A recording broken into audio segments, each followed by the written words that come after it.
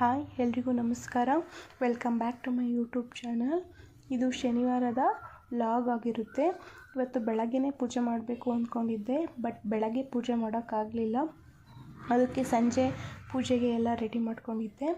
ನನಗೆ ಹೊಸ್ಲಿಗೆ ಈ ಥರ ರೆಡಿ ಮಾಡೋದಂದರೆ ಅಲಂಕಾರ ಮಾಡೋದಂದರೆ ತುಂಬ ಇಷ್ಟ ಆಗುತ್ತೆ. ಇದು ಒಂಥರ ಪಾಸಿಟಿವ್ ಫೀಲ್ ಕೊಡುತ್ತೆ. ಅದಾದಮೇಲೆ ಸ್ವಲ್ಪ ದೇವ್ರ ಸಾಮಾನಿತ್ತು, ಎಲ್ಲ ವಾಶ್ ಮಾಡ್ಕೊಂಡಾದಮೇಲೆ ಅದೇ ಟೈಮಲ್ಲೇ ನಾನು ಕಳಶ ಎಲ್ಲ ರೆಡಿ ಮಾಡ್ಕೊತೀನಿ. ಕಳಶ ಎಲ್ಲ ರೆಡಿ ಆದಮೇಲೆ ದೇವ್ರ ಮನೆ ಏನಿದೆ ಅದನ್ನೆಲ್ಲ ಸ್ವಲ್ಪ ಒರೆಸ್ಕೊಂಡು ಫೋಟೋಗೂ ಅದೇ ರೀತಿ ಅಲಂಕಾರ ಮಾಡ್ಕೊತೀನಿ. ಕುಂಕುಮ, ಅರಿಶಿನ, ವಿಭೂತಿ ಎಲ್ಲ ಇಟ್ಟು ಅಲಂಕಾರ ಮಾಡಿದ್ರೆ ಅದು ಚೆನ್ನಾಗಿ ಕಾಣಿಸುತ್ತೆ ಅಂತ. ಮತ್ತು ನಮ್ಮ ಮನೆಯವ್ರು ಸ್ವಲ್ಪ ಬಿಡಿ ಹೂವು ತಂದಿದ್ರು, ಸ್ವಲ್ಪ ಜಾಸ್ತಿನೇ ಇತ್ತು. ಜಾಸ್ತಿ ಇರೋದ್ರಿಂದ ನಾನು ಸ್ವಲ್ಪ ಹೂನ ಕಟ್ಕೊಂಡ್ರೆ ಚೆನ್ನಾಗಿರುತ್ತೆ. ಅದು ಬೇರೆ 3 ಥರದ ಹೂವು ಇತ್ತಲ್ವ, ಕಟ್ಟಿದ್ರೆ ಚೆನ್ನಾಗಿ ಕಾಣಿಸುತ್ತೆ ಅಂತ ಹೇಳಿ ನಾನೇ ಹೂನ ಕಟ್ಟಿ ರೆಡಿ ಮಾಡಿಕೊಂಡೆ. ಅಯ್ಯೋ, ಕಟ್ಟೋ ಅಷ್ಟರಲ್ಲಿ ನನ್ನ ಮಗ ಅಂತೂ ಆ ಕಡೆ ಈ ಕಡೆ ಎಲ್ಲ ಹೂನೆಲ್ಲ ಎಸ್ಬಿಟ್ಟು ಮನೆಯೆಲ್ಲ ಚಲಾಪಿಲಿ ಮಾಡಿದ್ದ. ಇಷ್ಟು ಹೂನ ಕಟ್ಕೊಂಡೆ. ಒಂದೇ ಫೋಟೋ ಇರೋದ್ರಿಂದ ನಾನು ಸ್ವಲ್ಪ ಮಾತ್ರ ಹೂನ ಇಟ್ಕೊಂಡಿದ್ದೀನಿ. ದೇವ್ರ ಫೋಟೋಗೆಲ್ಲ ಹೂನ ಹಾಕಿ ಅಲಂಕಾರ ಮಾಡಿ ದೀಪ ಹಚ್ಚೋಣ ಅಂತ ಬಂದೆ. ದೀಪ ಹಚ್ಚಿದ್ದ ಆದಮೇಲೆ ದೇವ್ರ ಮನೆ ಒಂದು ಪಾಸಿಟಿವ್ ಫೀಲ್ನ ಕೊಡುತ್ತೆ. ವಾರ ಮಾಡಿದ ದಿನ ಅಂತೂ ನನಗೆ ದೇವ್ರ ಮನೇನ ಪದೇ ಪದೇ ನೋಡಬೇಕು ಅಂತ ಅನಿಸ್ತಾ ಇರುತ್ತೆ, ಅಷ್ಟು ಚೆನ್ನಾಗಿ ಕಾಣಿಸ್ತಾ ಇರುತ್ತೆ. ಇನ್ನು ಪೂಜೆ ಎಲ್ಲ ಆಯಿತು. ಅದಾದಮೇಲೆ ಊರಿಂದ ಒಂದು ಕುಂಬಳಕಾಯಿನ ಕೊಟ್ಟು ಕಳಿಸಿದ್ರು. ಅದ್ರದ್ದು ಪಾಯಸ ಮಾಡೋಣ ಅಂತ ಇವತ್ತು ಮಾಡಿದ್ದೀನಿ. ಆ ರೆಸಿಪಿನೂ ಕೂಡ ಈ ವಿಡಿಯೋದಲ್ಲಿ ಶೇರ್ ಮಾಡಿದ್ದೀನಿ.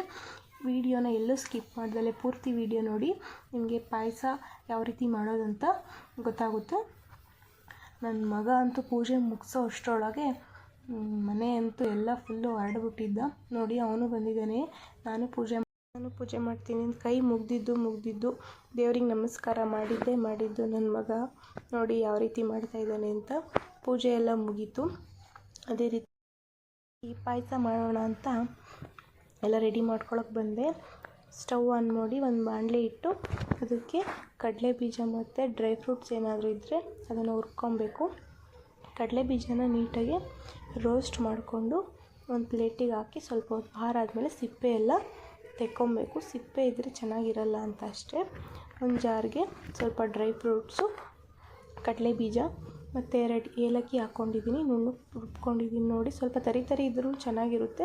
ನೋಡಿ, ಈ ಥರ ಕುಂಬಳಕಾಯಿನ ಉದ್ದುದ್ದಕ್ಕೆ ಹೆಚ್ಕೊಂಡು ಅದರ ಸಿಪ್ಪೆ ಏನಿದೆ ಅದನ್ನೆಲ್ಲ ತೆಕ್ಕೊಬೇಕು ನೀಟಾಗಿ. ಸಿಪ್ಪೆ ಎಲ್ಲ ತೆಕ್ಕೊಂಡು ಅದನ್ನು ಚಿಕ್ಕ ಕ್ಯೂಬ್ಸ್ ಆಗಿ ಕಟ್ ಮಾಡ್ಕೊಬೇಕಾಗುತ್ತೆ. ಕಟ್ ಮಾಡಿಕೊಂಡು ಒಂದು ಕುಕ್ಕರ್ಗೆ 2ರಿಂದ 3 ವಿಷಲ್ನ ಬರೆಸ್ಬೇಕು. ಆದಮೇಲೆ ನೋಡಿ, ಈ ಥರ ಬೆಂದಿದ್ದಾದಮೇಲೆ ಅದನ್ನು ಸ್ಮ್ಯಾಶರ್ ಇದ್ದರೆ ಸ್ಮ್ಯಾಶರಲ್ಲೆಲ್ಲ ಸ್ಮ್ಯಾಶ್ ಮಾಡಿಕೊಂಡು ನಾವೇನು ಪೌಡರ್ನ ರುಬ್ಕೊಂಡಿದ್ವಿ ಅದನ್ನು ಆ್ಯಡ್ ಮಾಡಿ ಅದಕ್ಕೆ ಬೆಲ್ಲದ ಪಾಕನ ಹಾಕ್ಕೊಂಡೆ. ಪಾಕ ಮಾಡಬೇಕಾದ್ರೆ ವಿಡಿಯೋ ಮಾಡೋಕ್ಕಾಗಲಿಲ್ಲ. ಏನಿಲ್ಲ, ಬೆಲ್ಲನ ಕಾಯಿಸ್ಕೊಂಡಿರೋದಷ್ಟೇ. ನೋಡಿ, ಸಿಂಪಲ್ ಪಾಯಸ ರೆಡಿ ಆಗುತ್ತೆ.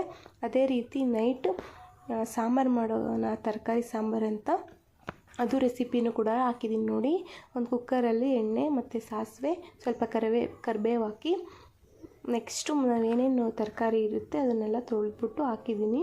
ಈ ತರಕಾರಿನ ಚೆನ್ನಾಗಿ ರೋಸ್ಟ್ ಮಾಡಬೇಕು. ನಾನು ಬೇಳೆ ಹಾಕಿಲ್ಲ, ಇದಕ್ಕೆ ಮೊಳಕೆ ಕಾಳು ಇತ್ತು ಅಂತ ಮೊಳಕೆ ಕಾಳು ಹಾಕಿದ್ದೀನಿ. ಬೇಳೆ ಇದ್ದರೆ ಬೇಳೆನೇ ಯೂಸ್ ಮಾಡ್ಕೊಳ್ಳಿ. ನಾನು ಕಾಳಿರೋದ್ರಿಂದ ಕಾಳು ಹಾಕಿದೆ.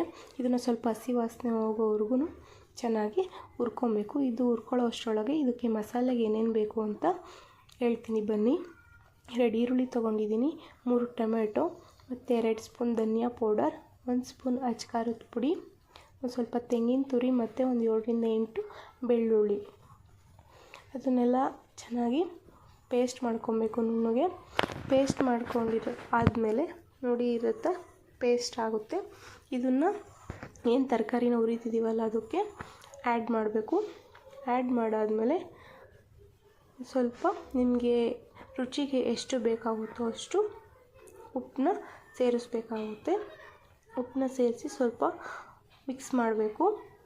ಮಿಕ್ಸ್ ಮಾಡಾದಮೇಲೆ ಸ್ವಲ್ಪ ಹೊತ್ತು ಕುದಿ ಬರೋವರೆಗೂ ಇದನ್ನು ಸ್ವಲ್ಪ ಹುರಿಬೇಕು. ಯಾಕಂದರೆ ಇದರಲ್ಲೂ ಮಸಾಲೆಯಲ್ಲೂ ಹಸಿ ವಾಸನೆ ಇರುತ್ತೆ. ಇದು ಯಾವಾಗ ಸ್ವಲ್ಪ ಕುದಿ ಬರೋಕ್ಕೆ ಸ್ಟಾರ್ಟ್ ಆಗುತ್ತೋ ಆವಾಗ ನಿಮಗೆ ನೀರನ್ನ ಆ್ಯಡ್ ಮಾಡಬೇಕಾಗುತ್ತೆ. ನಿಮ್ಮ ಮನೆಯಲ್ಲಿ ಸ್ವಲ್ಪ ತೆಳು ಇಷ್ಟಪಡೋದಂದರೆ ಸ್ವಲ್ಪ ಜಾಸ್ತಿ ನೀರನ್ನ ಹಾಕ್ಕೊಳ್ಳಿ. ಸ್ವಲ್ಪ ಗಟ್ಟಿಗೆ ಬೇಕು ಅಂದರೆ ಕಮ್ಮಿನ ಆ್ಯಡ್ ಮಾಡ್ಕೊಳ್ಳಿ. ನೋಡಿ ಈ ರೀತಿ ಮಿಕ್ಸ್ ಮಾಡಿಕೊಂಡು ಸ್ವಲ್ಪ ಇದು ಕುದಿ ಬರೋವರೆಗೂ ವೆಯ್ಟ್ ಮಾಡಬೇಕು.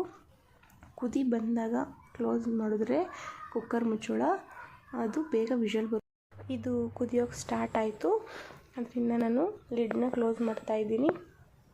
ಕ್ಲೋಸ್ ಮಾಡಿದ್ಮೇಲೆ ತರಕಾರಿ ಸಾಂಬಾರು ರೆಡಿ ಆಗುತ್ತೆ.